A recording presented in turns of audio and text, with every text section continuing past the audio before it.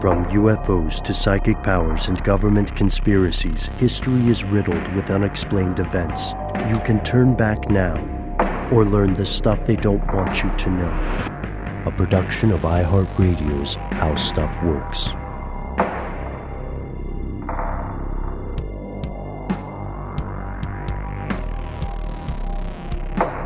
Welcome back to the show. My name is Noel. My name is Matt. We had a stare-off just now as to who was going to start. I really should have said they call me Matt. Ben is in a location far away, and yet we can still feel his ever-present influence. That's because it's ever-present. It's his very nature. That's correct. Omnipresent. Yes. He sort of hangs above us like some sort of cosmic cloud. Again, his presence is known. We are here with special guest producer Seth. He's out there, Sethery. He's doing his thing. Wait, I'm looking at him and I'm seeing hands moving. I can't tell what it is, but it looks intricate and awesome. Wow. Can we give him a nickname? Seth Death. Seth Metal? Seth Metal. Yeah, you got it. That's better. Seth Metal. Seth, super producer Johnson. Is that okay? Are we allowed to divulge your last name on the show? All right, cool. He said it's fine.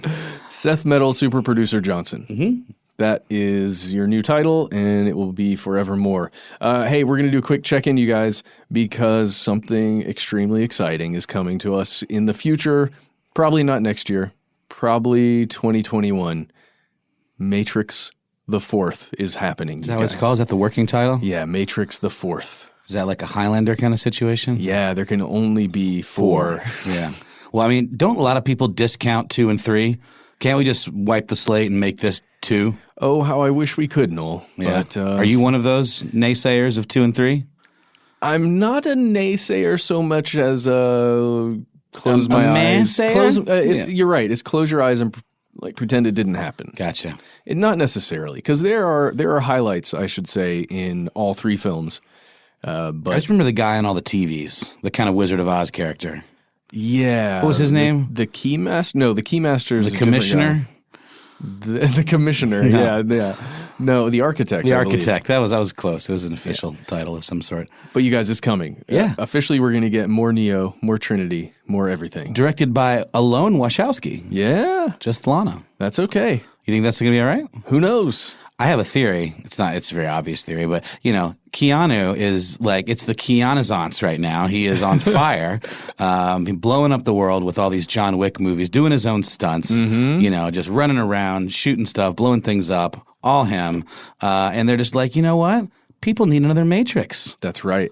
Well, those movies are such an interesting comment on society, right? It's very much that science fiction commentary of the future thing. Sure. So I'm interested to see how it's manipulated or changed in some way. I think I'm not as big of a Matrix head as you are, but I will say I think it's a very important film because it did a really good job of sort of pushing more heady science fiction, like Philip K. Dick kind of stuff, into the forefront of culture.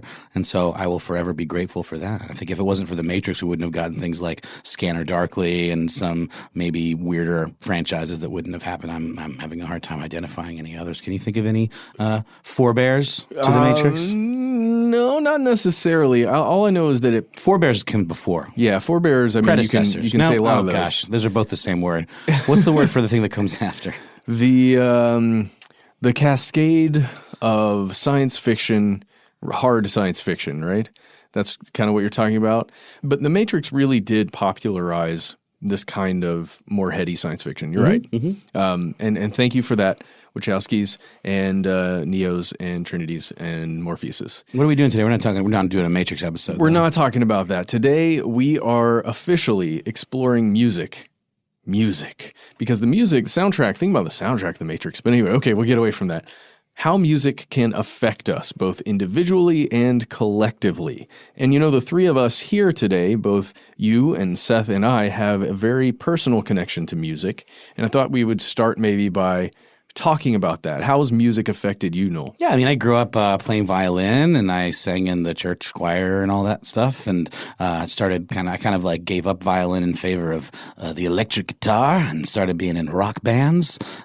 Started doing early on kind of some metal-y type stuff, actually, and then got more into like Smashing Pumpkins and indie rock, and then gradually graduated more towards like Pavement and that kind of stuff. But I definitely got my start in much heavier music for sure. Nice. See, for me, I grew up playing drums in a praise band at a church, and that was all music was for me for years and years and years.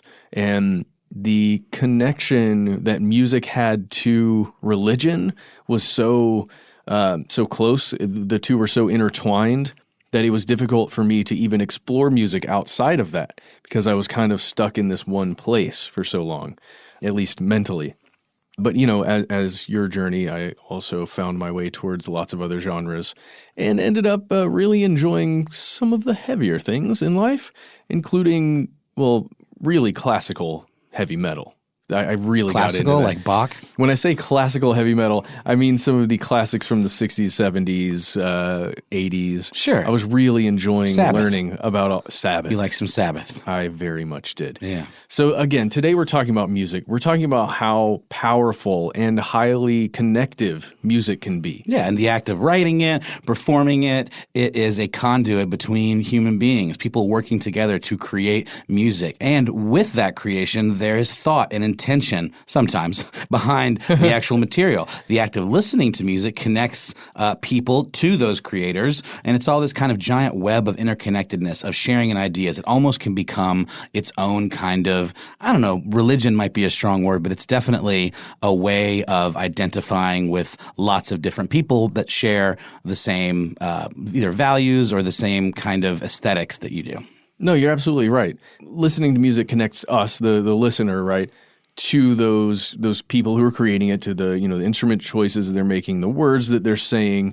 And in a lot of ways, it can also connect us to ourselves because music can help unlock or maybe enhance the way that we're really feeling, the way, what we're really thinking, stuff that we're not allowing out into the world openly. A lot of times, music is that way to kind of have us connect back to ourselves. And, a lot of us get to choose the music that we hear. Of course, that isn't true for all people in all situations, but a lot of us get to decide which vibrations and concepts stimulate our brains on a regular basis. Think about it, our iHeart and Pandora stations, our Spotify and YouTube playlists. And these choices that we're making, they're all influenced by a ton of factors, including our location in the world, our background, how we grew up, the prevailing culture, wherever that is, and almost an infinite number of other circumstances that lead to what we're listening to at any given moment, especially regularly. Yeah, and it really can become its own kind of microcosmic cultural experience. So many times over the years, specific cultural movements within music have been associated with violence, with eliciting a particular response, or at least sometimes they're lumped in with that. Here are some examples across the world, from LA to Paris to New York City to Moscow. There have been several genres of hip-hop that have lyrically addressed the violent circumstances facing communities and individuals. Then if you travel down to Mexico, Central America, you'll encounter these things that are called narco corridos, or drug ballads. And in these, there are explorations of people living on the other side of the law, generally within the realm of the drug trade. Now, today's episode, again, those are just two examples. There's been violence associated with music across space and time. But in today's episode, we're heading over to Northern Europe, and we're going to check out a place that's collectively known as Scandinavia, several different countries that are beautiful, sometimes frigid, just in temperature. But again, you can't let yourself be influenced by just what you see on television in the way a place like Norway is shown, because that is not everything within that country. There are all kinds, there's so much diversity that occurs over there, both natural and human-made. Yeah, despite what you might see depicted in mass media, kind of lazy depictions of this region as being one particular thing. And today, we're exploring some strange controversies, the conspiracies surrounding the Scandinavian metal scene, the spates of church burnings and allegations of Satanism. That's right. Satanism. Ooh. Every time we cover anything that touches on this, I don't know. There's an air about the episode just coming into the studio. I was in here earlier when Seth came in, and I was almost not startled, but I was in my own world here researching this stuff alone. And you got spooked? Did you spook yourself? Not necessarily spooked, but it feels like I'm doing something wrong, if that makes sense, just by even studying a word like Satanism. And well, I think a lot of that might have to do with your background, I think it's all connected. From a very Christian upbringing, and this is sort of like off-limits stuff because at the end of the day, I mean, there's different flavors of Satanism, right? There's, legitimate pagan kind of devil worship, and then there's Satanism as more of a form of protest or like a political movement, right? Absolutely. So let's just, before we get into too much of that, let's first ask we give the facts, right? Here are the facts. What is metal? Oh, metal? Like the genre? Boy. No, let's talk about the material. Okay, yeah. So metal is pretty tough to define. There are a lot of reasons for that. Music critics over the years and historians, we, as in humans, try very hard to categorize things like this, and specifically music, because we have industries like the radio industry and the record industry that want to put things into categories so that you can sell them and you can package them and you can talk about them in a certain way. Metal is one of those things that it's so spread out in what could be considered types of metal. But there are a few people who have gone through and said, okay, this is how we are going to define this genre. It's pretty cool. The term heavy metal, I didn't even know this, was first used in a way to describe music in the 60s in the song Born to Be Wild. It's so weird to me that was considered metal. By Steppenwolf. The name of the band sounds more metal than the actual song. Like, to me, that just sounds like old school rock and roll kind of, Yeah. But there's a lyric specifically in that song that says, heavy metal thunder. Yeah, and that's according to... Get out on the highway. Oh, God, don't sue us, anybody. Those actually don't. Oh, right. We're big fans. We're big fans. We'll beep all that out. No, we don't have to. I think we're okay. And also, according to Chad Bauer, the gentleman who was talking about Born to Be Wild, he notes that, quote, most consider groups like Black Sabbath, Led Zeppelin, and Deep Purple to be the first heavy metal bands. I can totally get behind that because, I mean, all of those bands take the tradition of kind of blues and like bar chords, but they kind of add a little chug to it and have these riffs that sort of have this like very shared aesthetic. Led Zeppelin, to me, I would argue is maybe less metal than Deep Purple and Black Sabbath. Led Zeppelin's a little more like really leaning on the blues side of it, a little bit heavier, and almost making their own kind of subgenre. But these are the experts, so who are we to judge? From there, the concept evolved and branched off into a absurd number of subgenres and genres related to the sound. While associated with or influenced by metal, you couldn't really describe them in that specific way today. For a fantastic look at the history of metal and its various genres, we highly recommend checking out this site from MIT. Yeah, MIT in Boston. And that was metal.mit.edu. It gives you a really cool kind of like, what do you say, like an interconnected kind of like chart that tracks the evolution of metal, right? It's awesome. It's heavy metal. It's MIT Heavy Metal 101. And it says shattering eardrums since 2006. And if you read through this, it's fantastic. It gets into so many details. If you really want to, learn about that, there's got to be a music show out there that you can listen to that's going to go over all this stuff, or just go to this website because it's a fantastic read. Today, we're just, we're going to drill down a little bit further just into one specific genre of metal. Again, we talked about Scandinavian black metal, and that's really where we're going to remain for the rest of the episode. So go learn about metal if you wish. Come back, and then we'll continue. We'll be right here. See, I told you we were here the whole time. We never really leave. Hey, Seth, just checking in. How are you feeling about our discussion of metal thus far? Do you want to bring up the tritone or the devil's integer, the devil's chord change? I forget exactly what it's called. It's like the flatted fifth. Oh, man. You guys familiar with flatted fifth? Sounds pretty evil. Well, it is. It does sound evil, and it was coined. I think it was the devil's. Oh, I can't remember exactly. I didn't actually write this down. This is me pulling from old knowledge that's deep in my head somewhere. It's a musical interval. Let's see, composed of 3 adjacent whole tones. I don't really know what that means. I just know that one of them is a flatted fifth of the 3. And is this contained in metal music? Yeah, or? Black Sabbath in particular, if you go to that MIT site we were talking about, it talks about them using this to great effect because it almost feels like a note that shouldn't be there if you're writing a traditional song with chord changes that are in the same key or something. This flatted fifth is it's eerie almost, or it throws you off a little bit. It's sort of like the blue note in blues or jazz. It's the thing that makes it kind of sad. This is the thing that makes it kind of evil. Makes it metal, baby. I'm throwing up my horns when I say that. Make no mistake, though, what we're talking about is Scandinavia, which is ground zero for heavy metal. In 2013, the Swedish foreign minister Carl Bildt tweeted, quote, "Finland and Sweden seem to be the global leaders in metal bands," along with a map sourced from CIA.gov and metalarchives.com showing just how many metal bands originate in Sweden, Finland, and Norway. This is very important to remember for later. And people have actually studied Swedish and Finnish in an attempt to better understand some of their favorite metal bands. Oh, yeah, very much so. And you guys, we need to take a quick break, and then we'll get right back in and keep this rabbit hole going.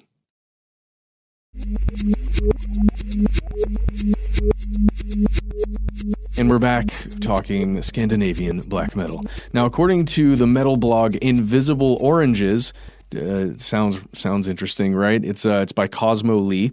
The popularity of metal in any given region can be arguably reducible to a few factors.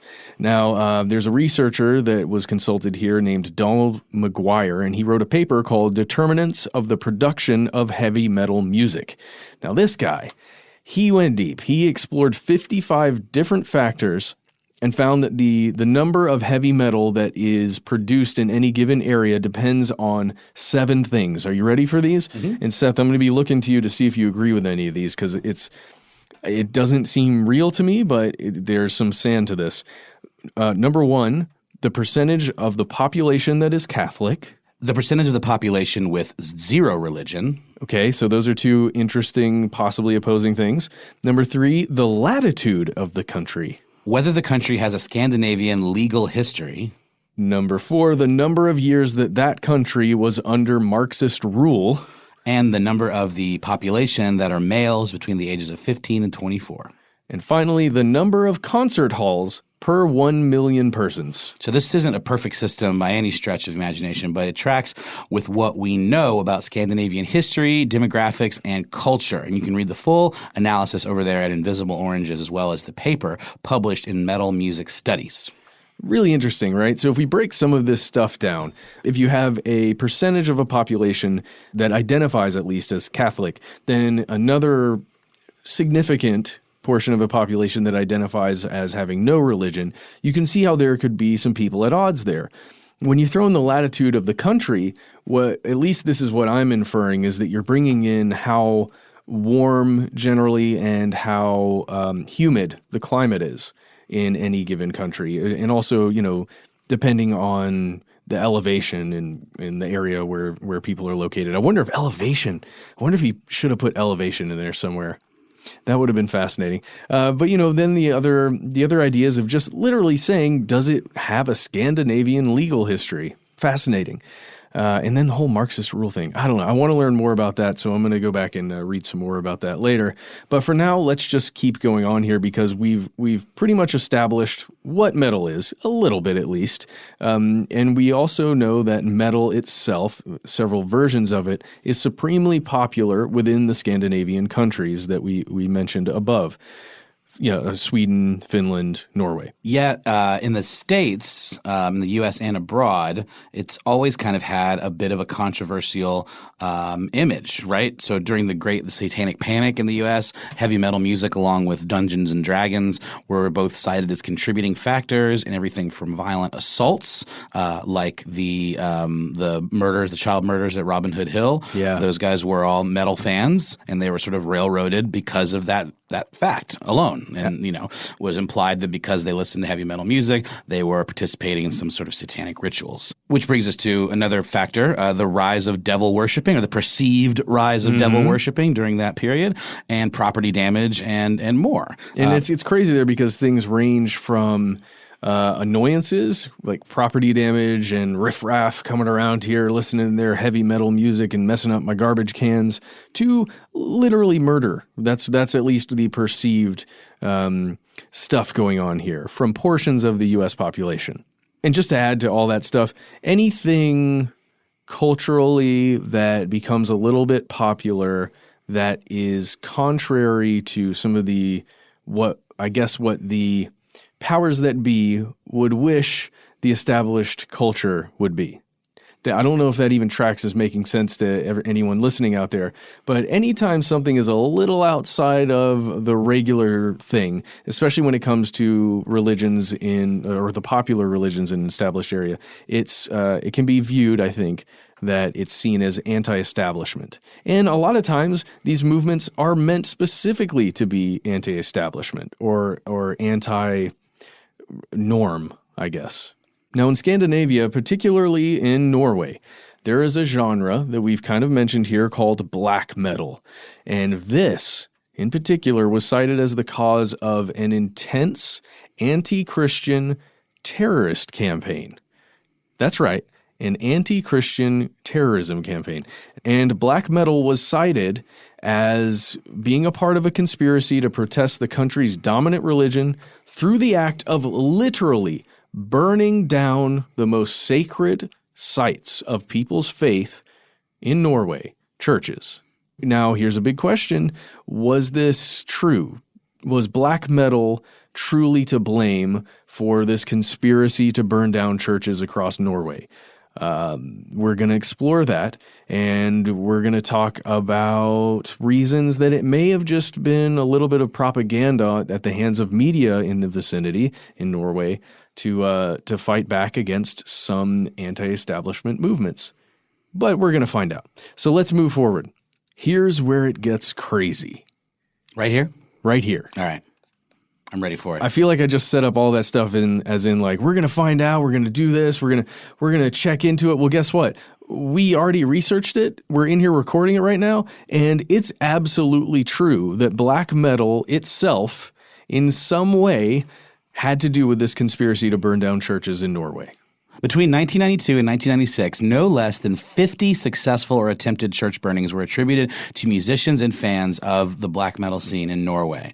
So CNN describes black metal in this way, and this is very good description.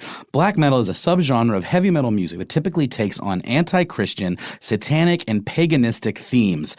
Black metal songs typically have a fast tempo. They're called blast beats, and they feature shrieking. I've always referred to them as kind of witchy vocals, like like that.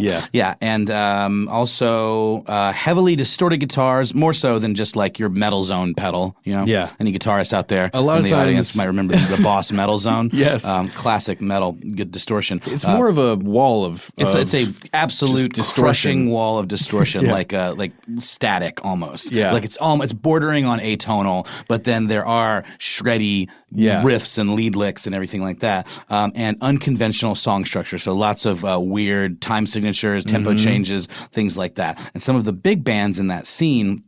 The term black metal actually comes from the British group Venom, who's one of the most influential black metal bands, and there were other acts like Bathory, Mayhem, Barzoom, Immortal, Emperor, and my personal favorite, Gorgoroth, whose lead singer plays a big part in some of these stories. Yeah. So it's important to note that these acts of church burning or vandalism, property damage, what have you, they could be actually considered acts of domestic terrorism with one unified aim, and and that is to protest the very existence or, the hegemony, the kind of dominance of Christianity in Scandinavia, a country that was founded on a pagan or Odinist kind of set of beliefs and then sort of taken over by Christian beliefs. And these churches very much represent that hegemony and that kind of, other force that kind of comes in and maybe steers the history of this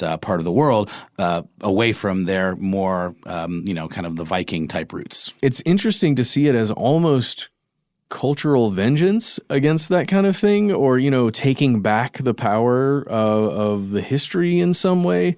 It certainly doesn't excuse the acts in any way, but it is interesting to see it in that light. So let's jump to the documentary Satan Rear Media, Satan Rides the Media. Okay. And in it, prominent members of Norway's black metal scene are asked about that's the translation. What's happening. Satan Rear Media means in English, Satan rides the media. I got it. That's not like a subtitle. Oh, apologies. Yeah, I should have specified that. Yeah. It's we would call it here, and Noel and I would call it Satan Rides the Media. That's right. So they take the Norway's black metal scene, they asked a bunch of people about these instances of church arson.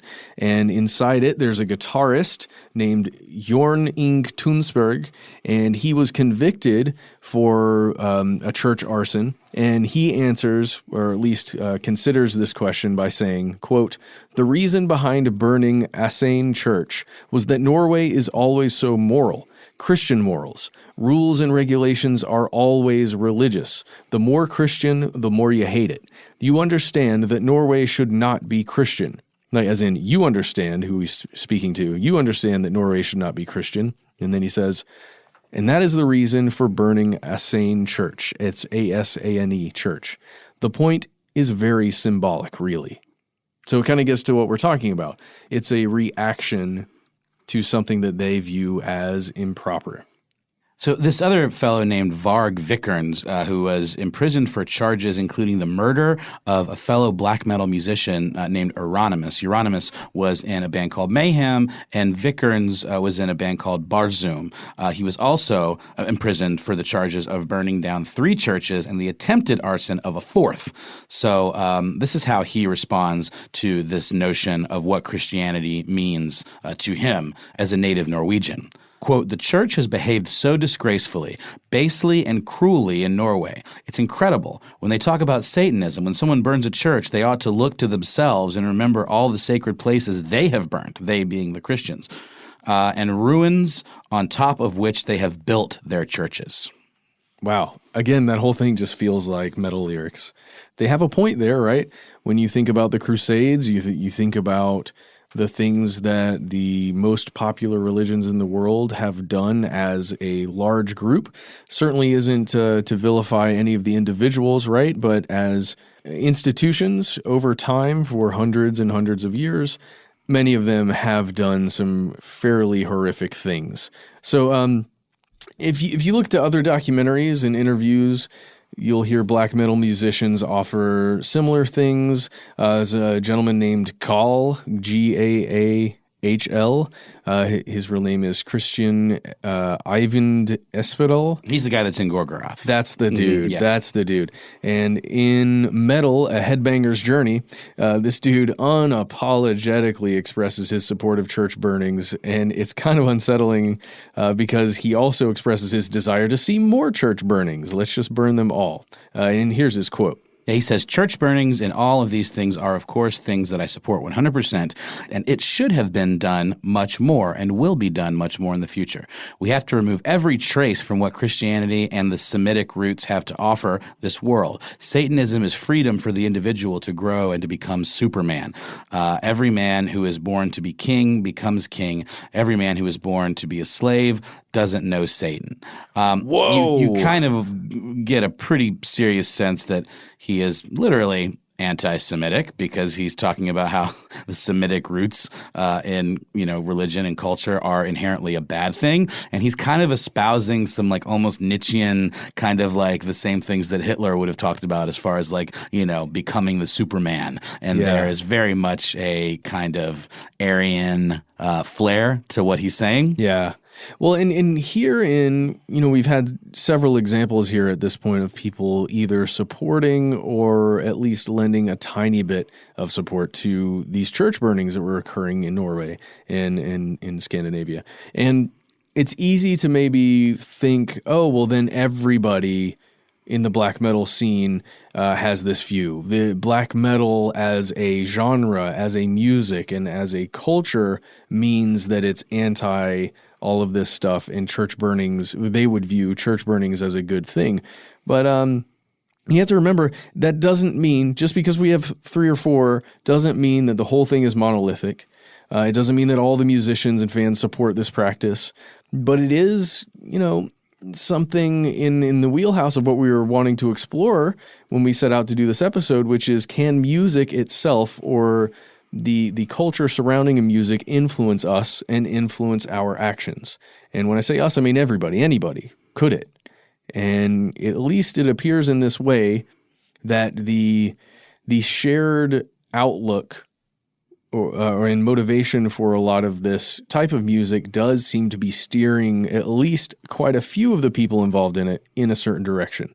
But again, if you tried to say all of black metal is doing this at all times, it would be like saying all fans of hip hop or whatever, anyone who's ever attempted to freestyle a verse are 100% on board with drive-by shootings.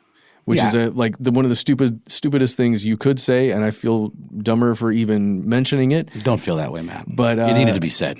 It's an equivalency. Yeah, and furthermore, it seems that the supporters of church burnings are themselves not a united front in the first place. Some folks like Varg Vikernes seem to argue in favor of what they see as a culture war. In his blog post, Vikernes argues that the conflict between pre-Christian Norway and modern Christianity is similar to the fear and conflict between some modern Europeans and Islamic culture. It should also be noted that the core of Vikernes' beliefs are rooted in racial ideology, which is also seems to very much be the case for Gall. Yeah, you definitely see the echoes there. Now, there are others involved with this stuff who are not a part of the black metal scene. Lone actors outside of Norway who may simply be disaffected, isolated people. Overwhelmingly, the people who took part in this were young men, and perhaps they were just seeking an outlet for some inner rage, some personal conflict, some conflict that they see as a wider thing, but it doesn't necessarily have anything to do with what we've been speaking about prior to this.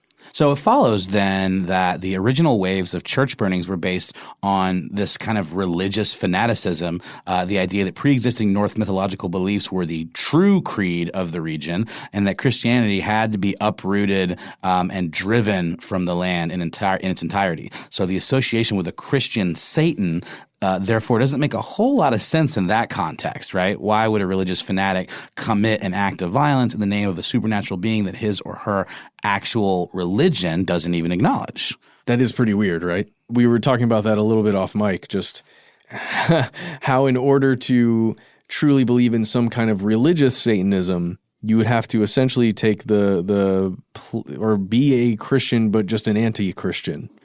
Rather than have another view. It's really strange. So denying the idea of Christianity would also make it where you would have to deny the existence of Christian Satan or Lucifer. So there'd be no reason whatsoever in this frame of thought for Satan to exist, much less to be supported by physical acts of violence. Fun fact, how much of a cultural supremacist is Vikernes? Well, he actually refers to Christianity as a, quote, immigrant religion. How racist is he? He constantly complains that the character based on him in the fictional film Lords of Chaos is a, quote, fat Jew. This guy is kind of a hot garbage person. That is unfortunate that person has those beliefs and says those things. Okay, so we're gonna take another quick word from our sponsor, and then we're gonna come back with our conclusions and what we've found here.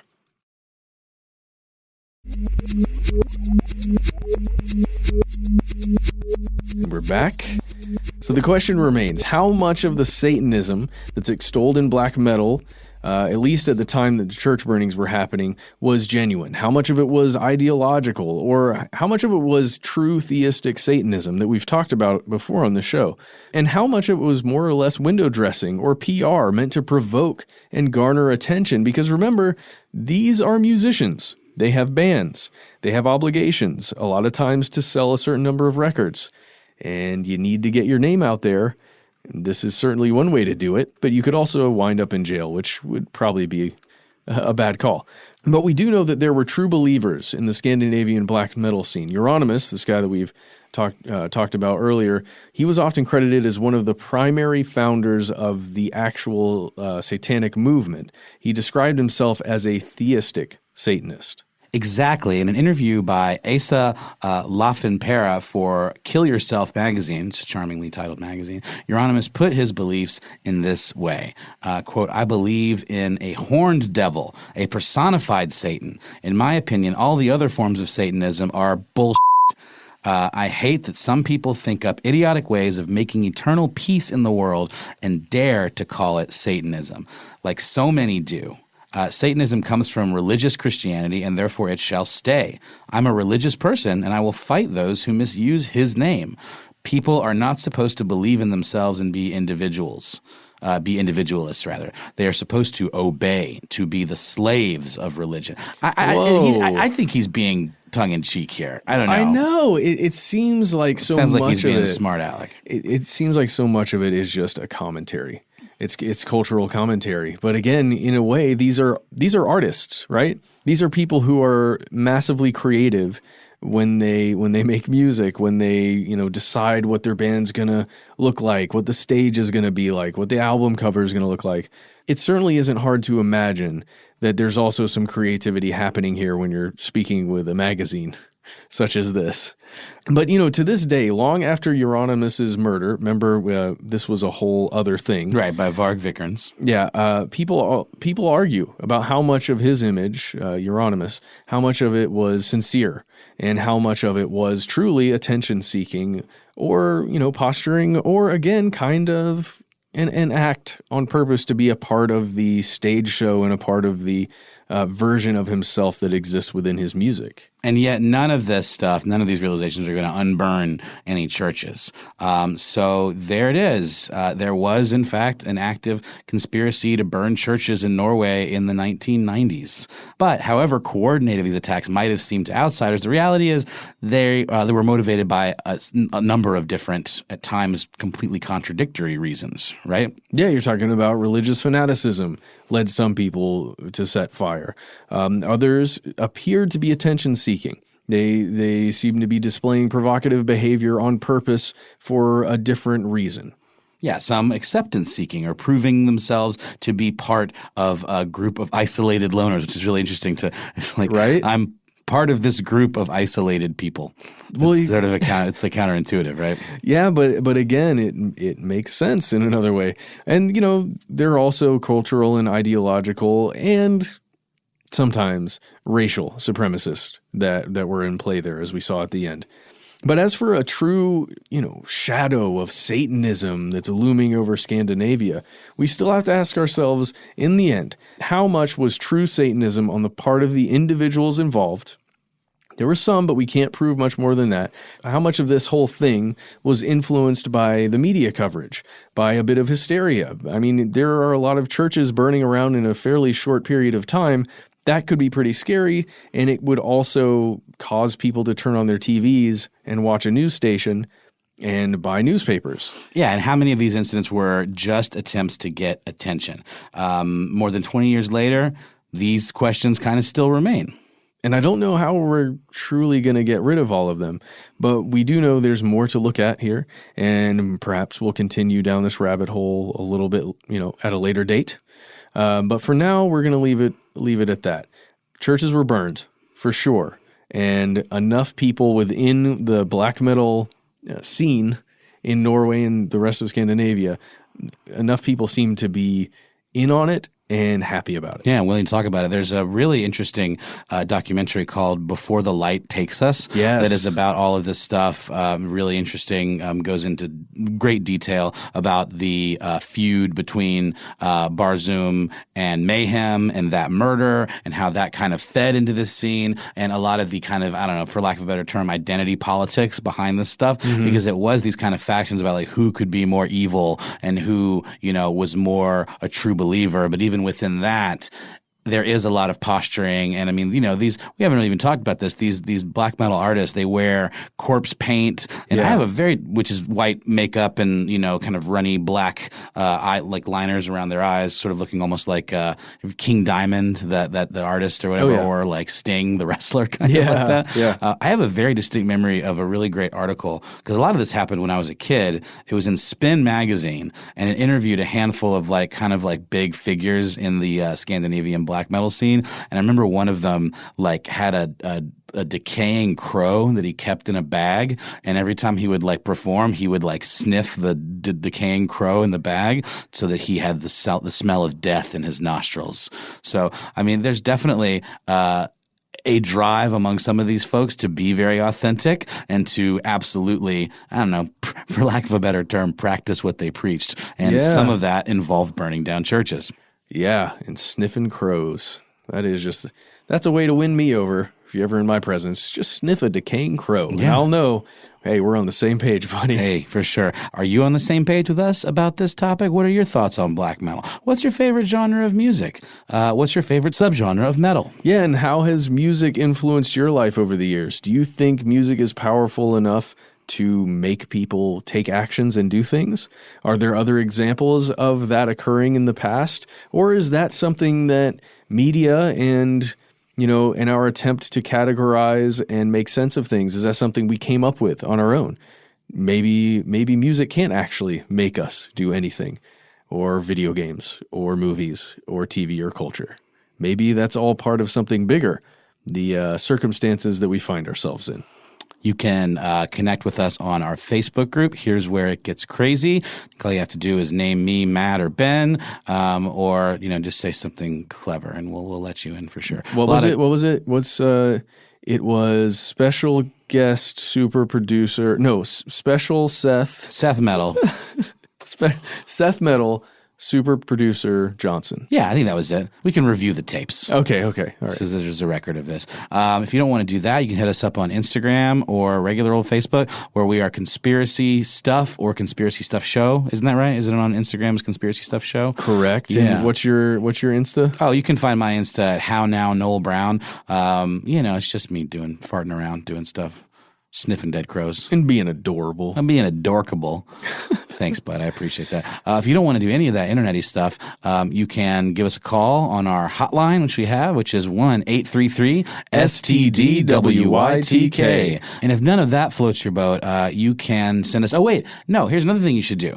You should check out Movie Crush, which is a show that I'm on occasionally, and Matt was just on discussing the original Matrix. That's right. Yeah. I talk, man, it was so much fun. I am so jealous that you get to hang out with Chuck in a room alone several times a week. Things you make it sound very, very sinister. No, room, a windowless room alone with Chuck Bryant. It's similar to the joy I get from hanging out with you and Ben in a darkened room alone, albeit with the three of us. But with Chuck, I mean, he's just a delight. I think you would agree with that. He's just a cool dude, as you are. And we got to chat Matrix for way too long. And by the time this episode is out, your Matrix episode should be live in the world for folks to check out. It's already out there, man. No way. Yeah. All right. Check it out now. And if you don't want to do that, well, no, then what's wrong with you? You should do that. You can just send us a good old-fashioned email. We are conspiracy@iHeartRadio.com.